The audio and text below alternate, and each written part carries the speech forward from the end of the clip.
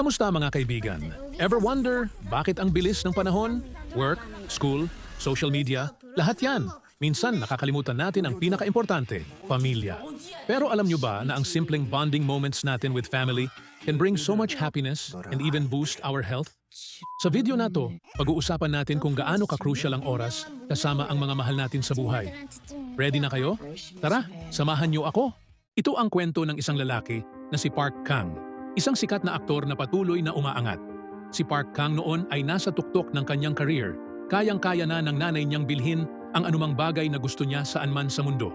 Nakamit niya ang yaman at tagumpay sa kanyang karera, kaya't medyo mayabang siya tungkol sa kanyang estado sa buhay. Nakatira si Kang sa isang luxury apartment, isang sobrang mahal na lugar. Saan man siya magpunta, laging kasama ang manager niyang si Jo Yoon. Dati, si Jo Yoon ay isang aktor din, pero dahil hindi siya nakakuha ng magandang role, nagdesisyon siyang itigil ang pag-arte at maging manager ni Kang para kumita ng pera. Siya ang nag-aasikaso ng mga affairs at schedule ni Kang. Isang gabi, dumalo si Kang sa isang event para sa mga filmmaker kung saan binigyan siya ng award bilang Best Male Actor. Sa stage, nagbigay si Kang ng speech kung saan sinabi niyang hindi niya in-expect na mararating niya ang puntong ito dahil nagsimula siya bilang aktor na halos wala ni isang bagay at mula sa isang malayong lugar. Samantala, sa ibang lugar, si Seo Yeon ay nanonood ng TV kung saan pinanood niyang tumanggap ng award si Park Kang. Si Seo Yeon ay ex ni Kang noong siya'y mahirap pa. Kakabalik lang ni Seo Yeon mula New York upang magbukas ng kanyang art exhibition sa Seoul. Nang gabing iyon, sa Pasko ng Biyernes, Disyembre 24, si Jaeyoon ay papauwi na para magdiwang kasama ang kanyang pamilya. Pero pinakiusapan siya ni Kang na magstay at samahan siya sa isang bar na dati niyang madalas puntahan bago siya maging sikat na aktor. Doon, nag-usap sila habang nire-reminisce ang kanilang mga nakaraan. Si Cho Yoon at Kang ay nagsama sa isang audition noon para sa isang role hanggang sa umabot sila sa final round. Bigla, ang diyosa ng swerte ay nasa panig ni Kang, kaya siya ang nanalo sa audition at naging sikat na aktor, habang si Cho Yoon naman ay tumigil na sa pag-arte at naging manager ni Kang. Naalala ni Cho Yoon na kung hindi lang nakapasa si Kang sa audition, baka nagkapamilya siya kasama si Suyon at namuhay ng masaya. Nang marinig ito, naalala ni Kang kung paano niyang iniwan si Suyon sa bar na ito 10 taon na ang nakalipas, kaya sila naghiwalay. Habang si Kang ay nagpatuloy sa kanyang karera sa pag-arte, si Suyon naman ay pumunta sa New York upang magpakadalubhasa sa art. Nang umalis sila sa bar, gusto pa rin ni Kang na samahan siya ni Jo Yoon sa pag-inom sa ibang bar. Pero dahil Christmas Eve, nais ni Jo Yoon na makasama ang pamilya niya sa bahay. Kaya sinabi niyang mag-taxi na lang si Kang at umuwi mag-isa. Nasa taxi na si Kang, lasing at nakipagkwentuhan siya sa driver. Naramdaman ng driver na maswerte siya na may ganitong sikat na aktor bilang pasahero sa Pasko ng Biyernes Santo. Akala ng driver, siguro ay namumuhay na si Kang sa kanyang mga pangarap at sigurado siyang masaya ito dahil may lahat ng bagay na pwedeng hilingin ng isang tao. Pero sumagot si Kang na hindi alam ng driver kung anong nararamdaman niya. Sagot ng driver, ang pagiging mayaman at sikat ay hindi garantiya ng kaligayahan at kasiyahan sa mundong ito. Bigla, parang alam ng driver kung anong nasa puso ni Kang, kaya't nagtanong siya ng isang katanungan na hindi makapagbigay ng malinaw na sagot. Tinatanong niya kung anong gagawin ni Kang kung bibigyan siya ng pagkakataong baguhin ang nakaraan. Alam pa ng driver na iniisip ni Kang na sana ay mabago ang nakaraan nang maghiwalay sila ni Seo Yeon. At sinabi pa ng driver na matutulungan siya nitong gawing totoo ang naiisip niyang iyon. Kinabukasan, nagising si Kang sa sahig ng isang simpleng bahay. Naguluhan siya ng husto nang makita ang sarili sa isang lugar na hindi niya alam at makita ang 2 bata sa harap niya na tinatawag siya na tatay. Lalo pa siyang nagulat nang makita ang isang pamilyar na tao, ang matagal nang nawalang mahal ng kanyang buhay. Si Seo Yeon na ngayon ay asawa na niya. Ipinaliwanag kay Kang na siya ay nasa sariling bahay at ang 2 bata ay mga anak niya. Inisip ni Seo Yeon na hindi pa rin nakaka-recover si Kang mula sa kalasingan dahil sobra itong uminom nung gabi. Hindi pa rin naiintindihan ni Kang kung anong nangyari sa kanya ng umagang iyon. Sinubukan niyang makontak si Jo Yoon pero hindi siya matawagan. Kaya't nagdesisyon si Kang na bumalik sa kanyang apartment. Pumasok si Kang nang casual lang at naguluhan ang security guard dahil hindi siya nakilala bilang isa sa mga residente. Walang kaba, umakyat si Kang sa pinakamataas na palapag at sinubukan ang kombinasyon para buksan ang lock ng pinto, pero parang hindi ito gumana. Nagulat siya nang makita niyang may nagbukas ng pinto ng apartment niya. Akala niya ay may magnanakaw na pumasok sa apartment niya. Kaya't pumasok siya at nagkagulo. Kaya kinailangan pang siguruhin siya ng mga security guard. Nagulo ang sitwasyon dahil inisip ng may-ari ng apartment na si Kang ay ang kalaguyo ng kanyang asawa. Sinubukan ni Kang na ipaliwanag na siya ay isang sikat na aktor pero walang nakakakilala sa kanya. Hindi nagtagal, napunta si Kang sa presinto. Galit at naguguluhan si Kang. Ipinaliwanag ng mga pulis na hindi talaga sa kanya ang apartment ayon sa nakasaad sa database. Naiwan si Kang sa pagkabigla nang malaman niyang nawala ang lahat ng bagay na meron siya sa loob lang ng isang gabi. Lalo pang nahirapan si Kang nang dumating si Seoyeon para kunin siya. Sinabi ni Seoyeon na siya ang asawa ni Kang, pero sumagot si Kang na hindi siya ang asawa niya. Siyempre, nagalit si Seoyeon at inisip na humihingi ng divorce si Kang. Pinakalma siya ng mga pulis at sinabi nilang medyo naguguluhan si Kang dahil inamin niyang aktor siya. Pagkatapos, umuwi na sila. Patuloy pa ring nag-iisip si Kang kung totoo ba na pinakasalan niya si Seoyeon. Naiinis na si Seoyeon dahil paulit-ulit na tinatanong ni Kang tungkol sa kanilang relasyon. Kaya't binigyan na naman siya na sampal ni Seoyeon para magising. Nang mga sandaling iyon, nakita ni Kang ang isang taxi na dumaan. Naalala niya ang insidente nung gabing iyon.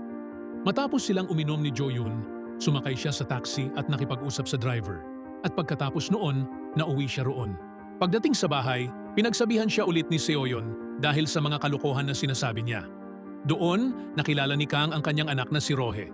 Sinabi niya sa anak na nawalan siya ng memorya. Hindi maalala ni Kang ang buhay niya kasama sila. Nang mga oras na iyon, sinabi ni Seoyeon na pupunta siya sa mga kaibigan niya pagkatapos ng art class, kaya't inutusan si Kang na magbantay ng mga bata. Siyempre, ayaw ni Kang at sinabi niyang mag-hire na lang si Seoyeon ng babysitter. Nang marinig iyon, inisip ni Seoyeon na baka lasing pa si Kang. Bukod pa doon, hindi pa nababayaran ang renta ng bahay, kaya't sinabi ni Seoyeon kay Kang na tumigil na sa pag-inom at tulungan siya sa pagbayad ng mga bills. Pero mas gustong hanapin ni Kang ang sagot tungkol sa driver ng taxi kahapon, kaya't kinuha ni Kang ang mga bata at pinuntahan ang taxi company para magtanong tungkol sa taxi na sinakyan niya nung Pasko. Ngunit malungkot niyang nalaman, matapos ilarawan ang katangian ng taxi na wala raw taxi na may katulad na description.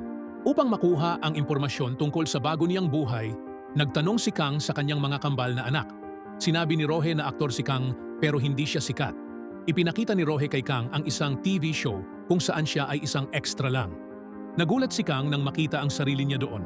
Nang gabing iyon, tinanong ni Seoyeon si Kang tungkol sa nangyari kaninang umaga nang pumasok siya sa apartment ng ibang tao. Ipinaliwanag ni Kang na galing siya sa ibang mundo matapos sumakay sa isang kakaibang taxi nung gabi. Ang buhay na meron siya kasama si Seoyeon ay isang buhay na hindi niya pinili at ang taxi driver ang nagbigay sa kanya ng buhay na ito, kaya't nauwi si Kang sa ganito. Akala ni Seoyeon na puro kalokohan lang ang sinabi ni Kang, kaya't nang matutulog na siya, hindi siya makatulog ng maayos kasama si Seoyeon. Hindi siya komportable matulog sa tabi ni Seoyeon matapos ang mga nangyari sa kanya at kay Seoyeon sa kanyang realidad. Matapos matulog mag-isa ng matagal, ngayon ay natutulog na siya kasama ang babaeng minahal niya noon. Nagsimula na ang araw ni Kang kasama ang kanyang bagong pamilya, ang pamilyang hindi niya inakala na magiging kanya. Kailangan nilang matulog ng magkasama, kumain ng magkasama, at mag-adjust sa pagiging magulang sa kanyang kambal na anak. Kailangan maging ama at asawa siya sa kanilang bahay. Wala siyang emosyonal na koneksyon sa kambal at hindi pa rin siya maka-adjust sa bagong buhay niya. Parang paulit-ulit at nakakabagot na buhay para sa kanya. Isang gabi, pinaalala ni Seoyeon kay Kang na may shooting siya para sa Mystic TV para sa isang pelikula. Ang Mystic TV ay isang channel na mababa ang rating at may mga pelikulang hindi maganda. Kahit na magaling ang performance ni Kang at proud ang pamilya niya, iniisip pa rin niyang basura ang channel na iyon. Nang mga oras na iyon, tinawagan siya ng kaibigan niyang si Woo Hee at tinanong kung pwede siyang tumulong sa pagpapromote ng kanyang theatrical performance. Nangyari na bukod sa pagiging aktor sa TV, si Kang sa buhay na ito ay kumikita rin sa pamamagitan ng teatro. Nang magtagpo sila, tinanong ni Kang si Woo Hee kung bakit hindi siya makontak ni Jo-yoon. Sinabi ni Woo Hee na si Jo-yoon ay kasalukuyang abala sa pagpapromote ng kanyang bagong pelikula. Nang napatunayan, nalaman ni Kang na si Jo-yoon na manager niya sa kanyang realidad ay isang sikat na aktor sa realidad na ito. Dito lang napagtanto ni Kang na ang career nila ay nagkapalitan. Isang araw, sinubukan ni Kang na pumasok sa agency office kung saan nagtatrabaho si Jo Yun. Pumunta siya sa taas at sa wakas ay nakatagpo kay Jo Yun na nakikilala pa siya. Inimbitahan siya ni Jo Yun na kumain silang dalawa. Habang nag-uusap, nakuha ni Kang ang impormasyon na naging aktor si Jo Yun dahil si Kang mismo ang umatras sa final audition upang sundan si Seo Yeon sa airport. Dahil dito, si Jo Yun ang nakakuha ng role at naging aktor sa buhay na ito. Matapos kumain kasama si Jo Yun, pumunta si Kang para makipagkita kay Seo Yeon sa gallery nito. Mula sa mga salita ni Jaeon, nalaman ni Kang na sinadyang pinili niyang hindi mag-audition para sundan si Seo Yeon. Iba sa realidad, nagalingan ni Kang kung saan pinili niyang makipaghiwalay kay Seo Yeon upang mag-focus sa kanyang karera. Mula noon, nagbago ang pagtrato ni Kang kay Seo Yeon. Tinanong ni Kang kung ano ang mangyayari kung umalis si Seo Yeon papuntang New York 10 taon na ang nakalipas. Pero sinabi ni Seo Yeon na mas gusto niya ang buhay nila ngayon ni Kang at ng kanilang kambal. Sa isang gabing iyon, ginanap ang theatrical performance ni Woo Hee at Kang. Nakatulog si Jaeon habang nanonood ng palabas dahil antok na siya. Pagkatapos ng show, ipinag-dinner silang lahat ni Jo Yun. Mukhang interesado si Jo Yun kay Woo Hee na sa ibang buhay niya ay gusto rin siya. Iniwan pa ni Jo Yun ang kanyang mga credit card para magamit nila sa pagkain nila kahit anong gusto pa nilang bilhin. Sa bahay ni Kang, nagpa-party sila kasama si Suyon at ang mga kaibigan nito gamit ang mga pagkain na dinala nila mula sa restaurant kanina. Kahit hindi gaanong sikat si Kang bilang aktor, medyo popular siya sa mga babae sa kanilang komunidad. Kinabukasan ng umaga, bumisita ang nanay ni Kang sa kanilang bahay na sa buhay na ito ay medyo iba sa nanay niya sa kanyang realidad. Ang nanay ni Kang ay medyo palaarte, lalo na nang malaman niyang nag-resign si Kang sa kanyang trabaho. Matapos bisitahin ni Kang ang kanyang nanay at mga apo, dinala niya ito sa terminal para umuwi. Nagdasal ang nanay ni Kang na sana makakuha ng magandang role ang anak, tulad ni Jo Yun, at binigyan siya ng pera. Inutusan siya na mag-treatment sa pamilya at bumili ng mga bulaklak para sa libingan ng kanyang tatay. Agad na sinunod ni Kang ang request na iyon, pero tulad ng dati, ayaw ni Kang pumunta sa libingan ng kanyang tatay. Dahil nga, may masamang alaala siya sa kanyang tatay, kaya hindi na lang siya pumupunta roon. Pumunta si Kang sa isang audition, nag-audition si Kang. Maganda naman ang acting niya pero dahil alam ng mga auditioner na si Kang ay pinakamatalik na kaibigan ni Jo Yun at madalas silang magsama, sinabi nila kay Kang na kausapin na lang si Jo Yun at hikayatin itong gumanap sa pelikula nila. Nagkita sila ni Jo Yun at sinabi niya ito sa kanya. Nagulat si Jo Yun nang marinig iyon. At ang totoo pala ay sinadyang hindi siya nag-audition dahil gusto niyang si Kang na lang ang makakuha ng role para makapagbigay siya ng pera para sa pamilya ni Kang. Naiintindihan ni Jo Yun na hindi kayang mag-audition ni Kang at dahil kailangan niya ng taong pinagkakatiwalaan para magtrabaho para sa kanya, inaalok niya si Kang ng trabaho bilang kanyang manager. Ngunit tinanggihan ito ni Kang dahil nararamdaman niyang sobrang nagbago na ang buhay niya at nadismaya siya sa kung ano ang meron siya. Kinabukasan, nahirapan si Kang na makontak si Seo Yeon.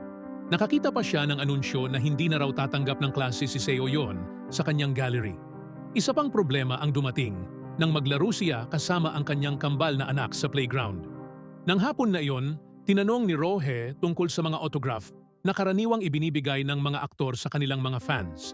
Ipinakita ni Kang kung paano mag-sign ng autograph. Nang makita iyon, nagdasal si Rohe na sana balang araw ay makapagbigay din ng autographs ang kanyang tatay sa ibang tao, tulad ng mga sikat na aktor. Bigla na lang nagka-aksidente si Rohe habang naglalaro mag-isa. Agad siyang dinala sa ospital.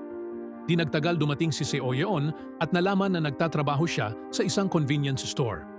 Nainis si Kang dahil hindi ito sinabi sa kanya ni Seo Yeon at ginawang katawa-tawa siya bilang ama ng pamilya. Pumunta si Kang sa ATM para tingnan kung may pera pa siya at doon niya nalaman na wala na siyang pera. Nadismaya si Kang sa sarili niya sa realidad na ito dahil parang wala siyang nagawa sa nakalipas na 10 taon.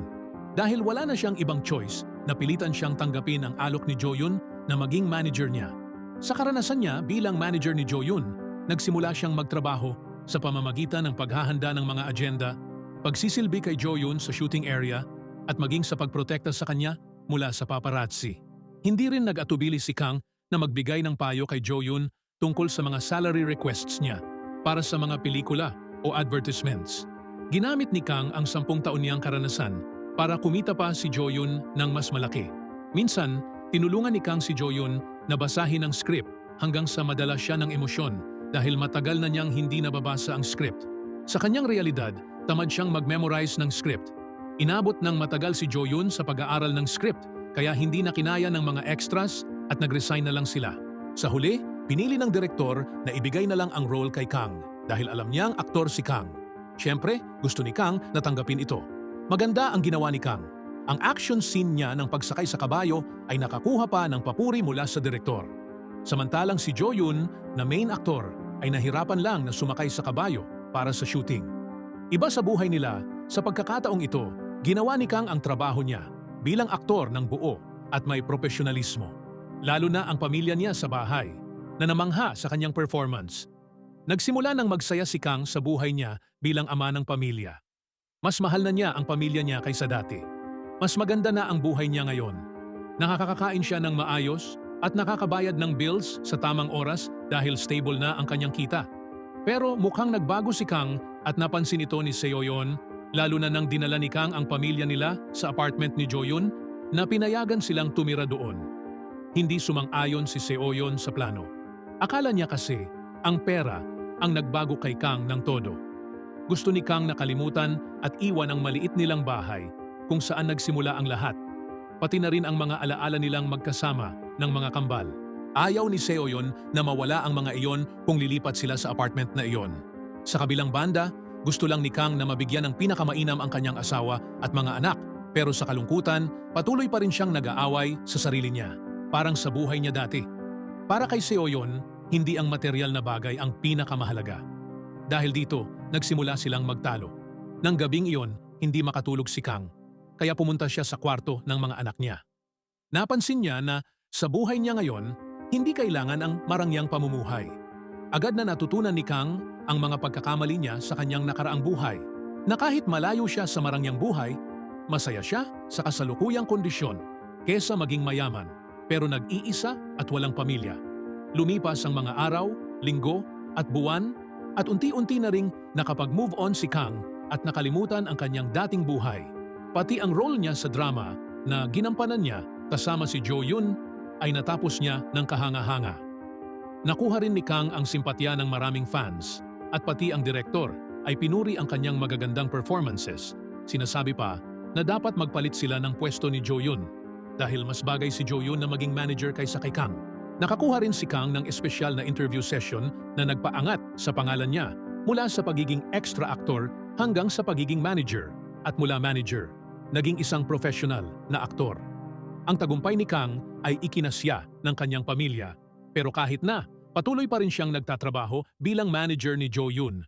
Nang tanggapin ni Joyun ang Best Actor Award, nagulat siya ng pasalamatan si Kang sa kanyang suporta dahil alam niyang hindi niya makakamtan ang lahat ng iyon kung hindi dahil kay Kang. Sinabi pa ni Joyun na mas magaling pa si Kang na aktor kaysa sa kanya. Para ipagdiwang ang award, niyaya ni Joyun si Kang na mag-inuman sa bar. Sinabi ni Joyun na may bakanting role para sa susunod na drama, pero ang shooting ay gagawin sa ibang bansa ng 3 buwan. Tinanggihan ni Kang ang alok dahil ayaw niyang iwan ang pamilya niya ng ganun katagal. Mas gusto niyang maghanap ng ibang trabaho. Nang mga sandaling iyon, sinabi ni Joyun na nahulog siya kay Woohee, ang tomboy na babae. Ininvited pa niya si Kang na makita siyang namumuhay kasama ang kanyang pamilya. Inalok pa ni Joyun na magpalitan ang buhay nila ni Kang. Nang matapos sila, sinundo ni Wee si Joyun habang si Kang naman ay nagdesisyong umalis na lang sa taxi. Ang gabing iyon ay Paskong Bispera, katulad ng 1 taon na ang nakalipas nang magbago ang buhay ni Kang. Nang pumasok siya sa taxi, pinaalala ng driver sa kanya na malapit na ang oras at babalik siya sa kanyang orihinal na buhay. Ang salitang iyon ay bigla niyang naalala ang kanyang nakaraang buhay, pero ayaw na niyang bumalik at gusto niyang manatili. Ngunit malungkot, hindi siya pwedeng manatili. Kailangan niyang bumalik sa kanyang realidad nang dumating ang tamang oras.